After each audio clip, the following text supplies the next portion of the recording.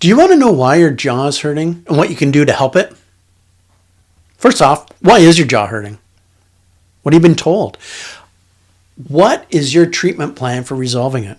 What's the plan you're making to help your jaw function and feel better? First, let's talk about what causes TMJ and temporomandibular joint dysfunction.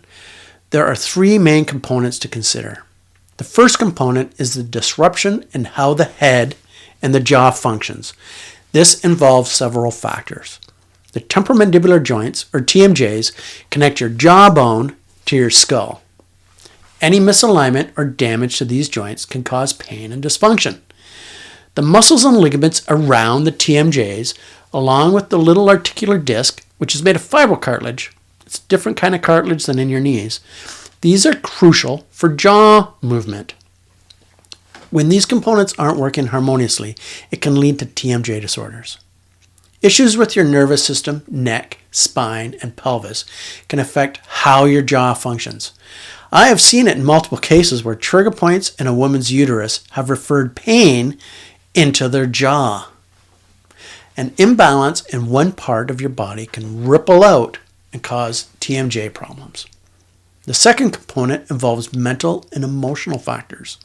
Stress, anxiety, depression can contribute to TMD. Prolonged stress might lead to habits like jaw clenching or teeth grinding, which can worsen the condition.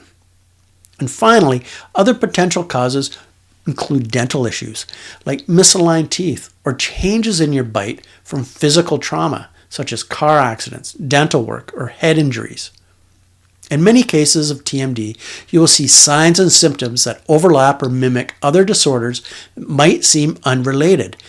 Patients in interest groups reported TMD being involved with anorexia, arthritis, carpal tunnel syndrome, chronic fatigue syndrome, ectodermal dysplasia, Ehlers-Danlos syndrome, Epstein-Barr virus, fibromyalgia, lupus, myofascial pain, Paget's disease, scleroderma, Sjögren's, Graves' disease, Lyme disease. Holy cow. Let's talk about symptoms. What brings most people in for treatment is pain. Pain. Here are some of the common symptoms you might experience. Pain in and around the ear, spreading to the face of the neck. Tenderness in the jaw and these muscles. Clicking and popping noises when opening and closing the mouth. Jaws that get stuck, locked, or go out. Pain from yawning, chewing, or opening your mouth widely. Certain types of neck and headaches. Ringing in the ears, also known as tinnitus. Grinding your teeth, or bruxism. So what can you do about it? Well, here are some effective solutions to consider. First, let's correct your body posture. It's crucial. Look at both your static and your dynamic postures. Is your head tilted? Is it held forwards? Does it move up and down when you walk or side to side? Having your head level and stable on top of your spine is important. Balance the front and the back of your head. Remember, the bones in the head can move. It's just a tiny bit, but it's not a solid football helmet. A knock to the side of the head, a challenging dental appointment, can disrupt your cranial alignment and your bite. Next, eliminate spasm and pain. Massage therapy works exceptionally well, and other supplementary therapies like acupuncture or acupressure can help. Dental splints can also be useful. And they come in various types, from protecting your teeth from grinding to repositioning your mandible. Self-care and lifestyle changes are also important. This includes retraining exercises for mandibular coordination and proprioception, or how the jaw feels to you, stretches and strength training for your jaw muscles, and using moist heat to relax and soothe your muscles. Be mindful of your food choices too.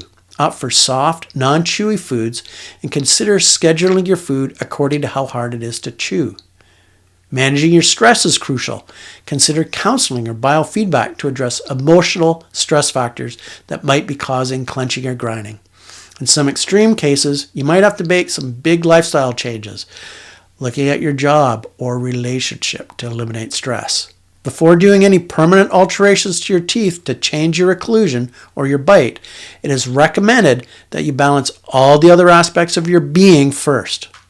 However, in some instances, dental corrections, such as braces or other orthodontic treatments, can help correct bite issues when it's absolutely necessary. Surgery is usually the last resort after all other treatments have been tried. Always get multiple opinions before proceeding. I spoke to one oral surgeon, and to quote him, and this is the guy that does the surgery, "This should be your very last option, and after every other approach has been exhausted, and then several opinions obtained. The results are not great." Drug therapy.